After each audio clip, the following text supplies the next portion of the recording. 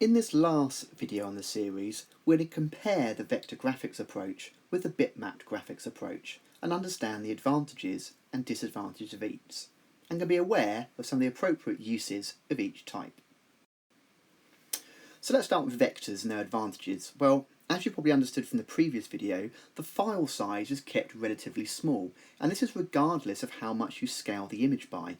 The image can become bigger and bigger, but we don't have to store any more information other than a scaling factor. We will always scale, therefore, without any loss of quality, as the image will be redrawn each time based on the information provided. It's easy to manipulate individual objects in a vector because we just change the items in the list. Vectors, therefore, are great for simple images, 2D flat images, like logos.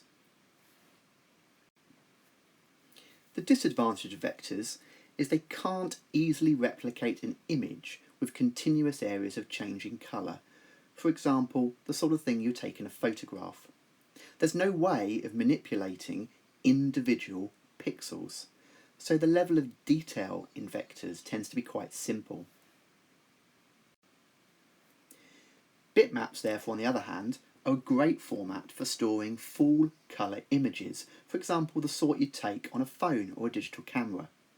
When you open a bitmap image, it's easy to manipulate any individual pixel, as every single one is being stored in the image. Images and photos can easily therefore be altered and retouched. The disadvantage, obviously, is it generally takes up more memory and file storage.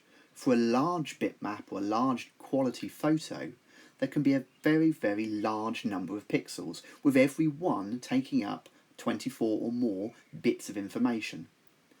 And of course, bitmaps don't scale very well. If you stretch a bitmap and increase its size, it starts to become pixelated.